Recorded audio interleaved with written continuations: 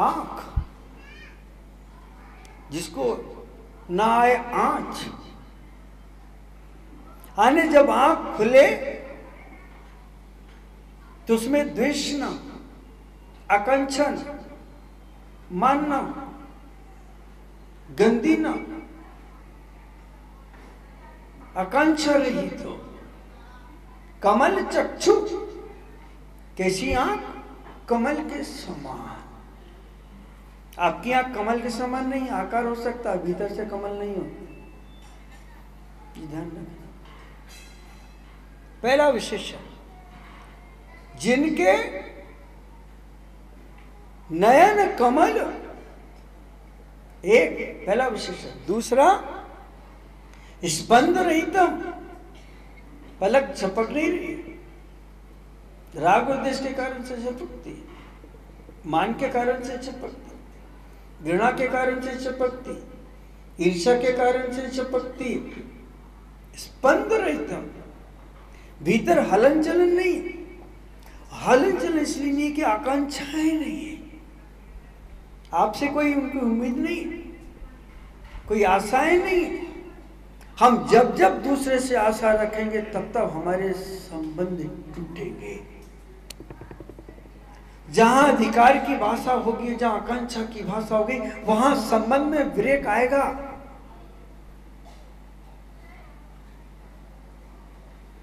निश्चित रूप से आएगा।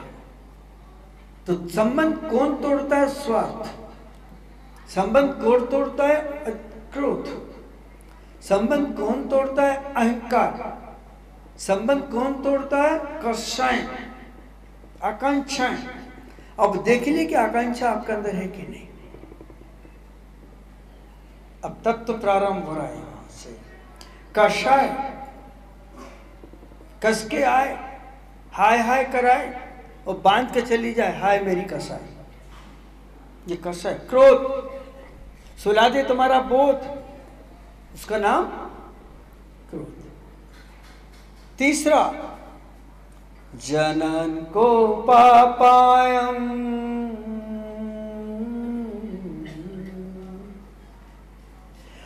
उनको आक्रोश भी नहीं, क्रोध भी नहीं। हे प्रभु आओ तो क्रोध छोड़ के आना, राग देश छोड़ के आना, कमल नयन के साथ आना, शांति के साथ आना, आवेश में मत आना।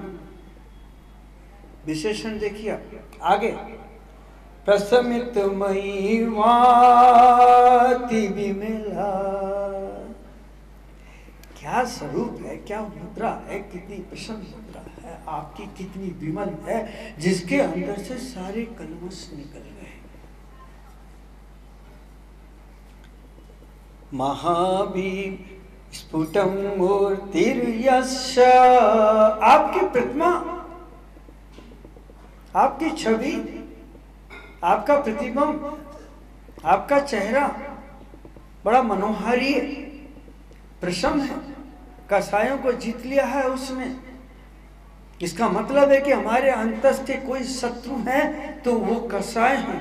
बाहर के शत्रु को जीतने के लिए शस्त्रों की जरूरत पड़ती है और अंतर के शत्रु को जीतने के लिए शास्त्र के आस्था की जरूरत पड़ती है। अलग अलग है।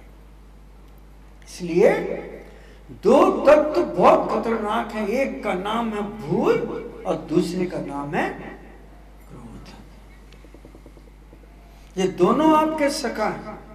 इसलिए आपके नयन कमल पाखुड़ी के अनुसार होके भी कमल नयन नहीं है।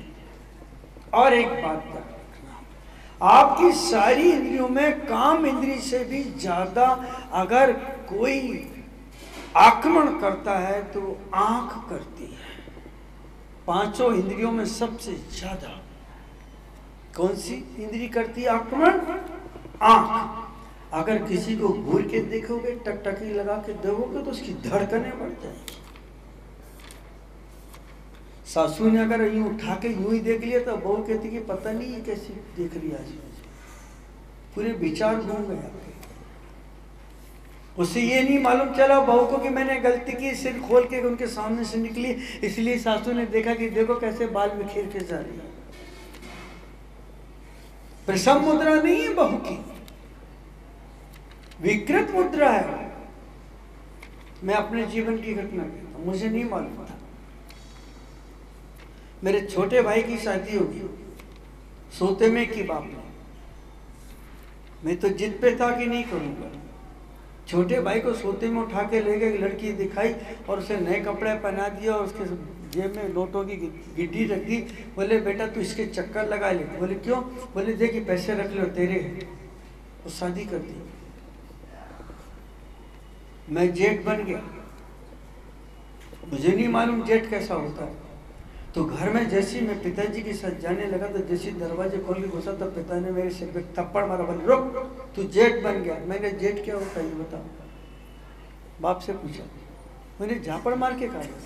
बोले तू बड़ा बन गया, अब तेरे बहू आ गई घर में, तू घर में जाए तो आवाज दे के जाना, ऐसे मत जाने का। पहली बार पता लगा प्रसव मुद्रा, आवाज दे के जाना। माताएं बहनें घर में किसी भी मुद्रा में रह सकती हैं, अस्त व्यस्त कपड़े पहने हुए। जाओ तो मधुर आवाज में लगाना, बहुत मधुर शब्दों में कहना, चिल्ला के नहीं कहना, आवेश में नहीं आना। और आवेश तो आपका मित्र है, हर बात में चिल्लाते हो। प्रशमित मई वाति विमला अतिशयकारी वो चमत्कार, जिनका क्रोध ही चला गया, मुद्रा ही सौम्य हो गई। ये चार तत्व तो आपके सामने रखे हैं। पहला तत्व कमल नयन, जिनकी आंखों में, जिनकी अंतस के अंदर करुणा का जन्म हो गया, जिनकी आंखों से प्रेम की वर्षा प्रारंभ हो गई।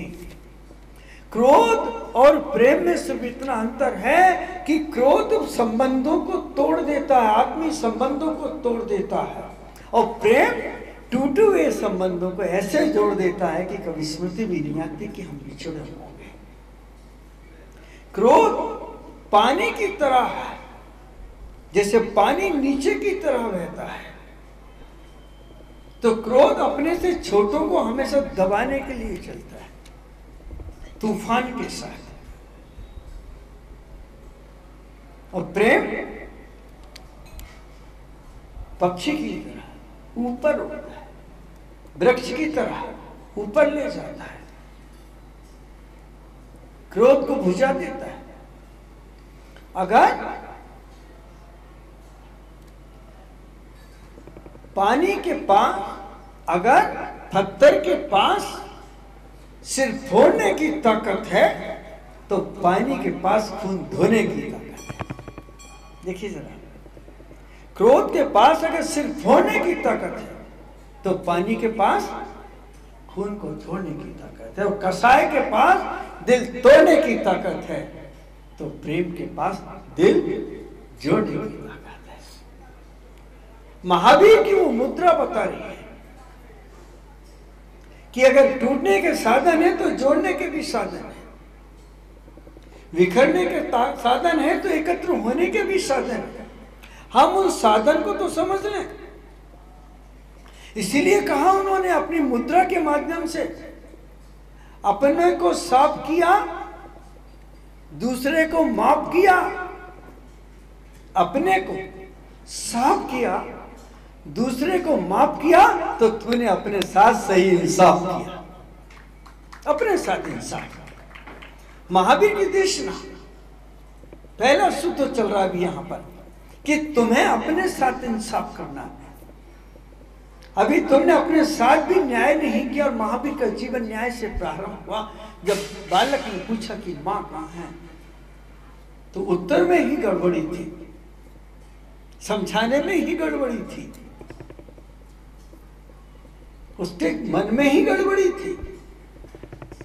और महावीर ने पलक झपकते कहा कि मां भी गलत नहीं और पिता भी, ये अनेकांत ऐसा धर्म तुम्हारे पास है। तो नयन कमल वही नयन कमल हो सकते हैं जो प्रेम और करुणा को बरसाते हैं। वही नयन और कमल होते हैं जो दूसरों की पीड़ाओं को देख के द्रवित हो जाते हैं। तो हे भगवान, आपके ये जो नयन कमल हैं इतने सौम्य हैं, इतने हितकारी हैं, इतने परोपकारी हैं कि वो सबको प्रेम देते हैं, जो उपसर करते हैं उनको भी गले लगा लेते हैं।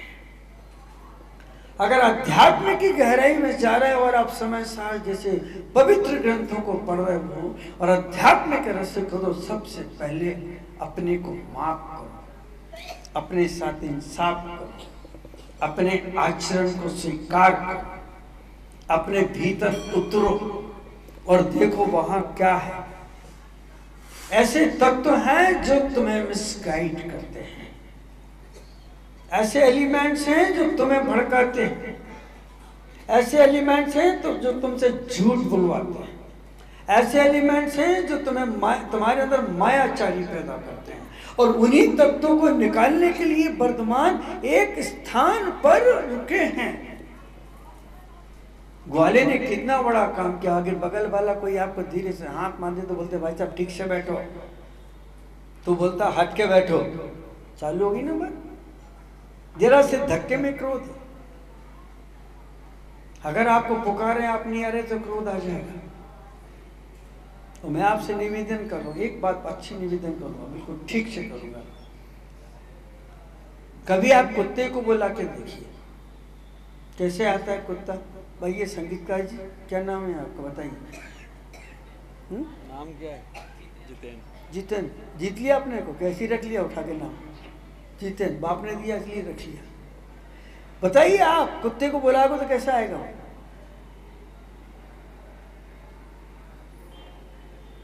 तबले ठोकना आता है, समझ में नहीं आता। कुत्ते को कभी भी बुलाओ कम कम कम दौड़ के आएगा। कैसे आएगा?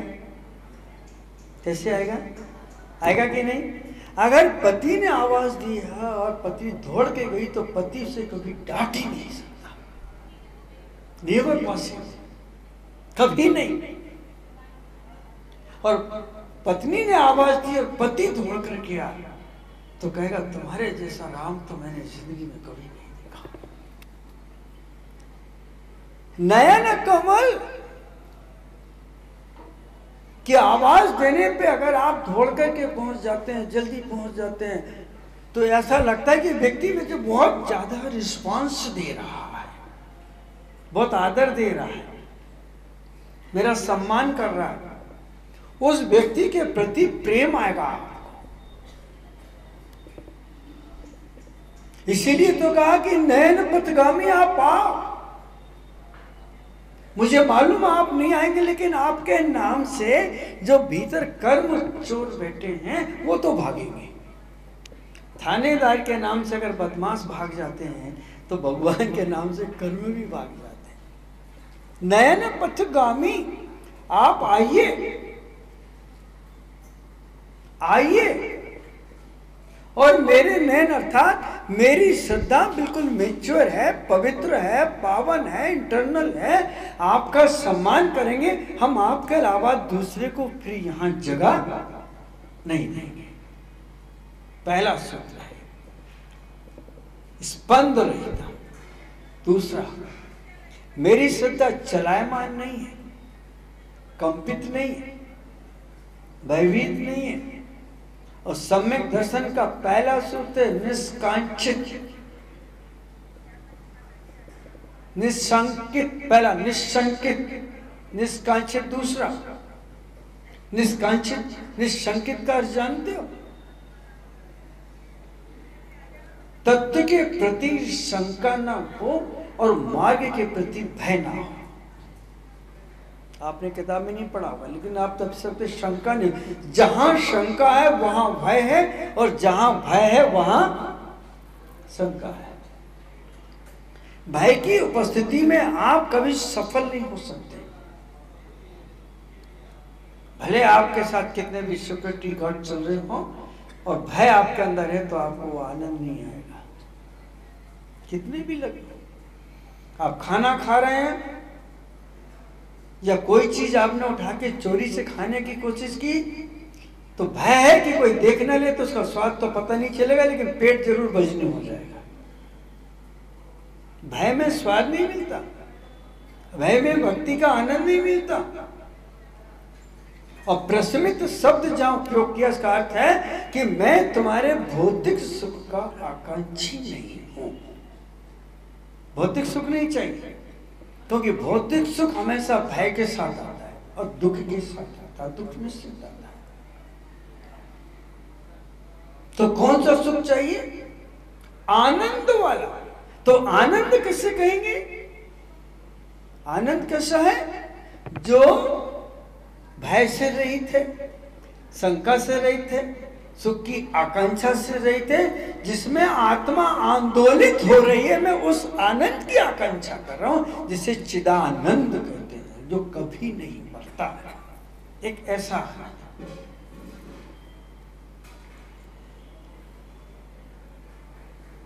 एक बात और है, आपके जीवन में शरीर से संबंधित भगवान दो तत्व हैं शरीर से संबंधित। कौन बताएगा?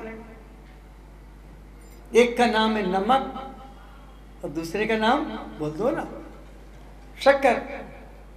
एक नमक और शक्कर दोनों शरीर के लिए पॉइजन है।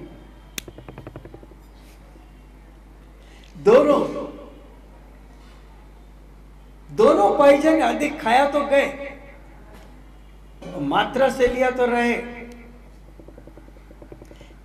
ये दोनों तत्व शरीर के लिए हानिकारक है।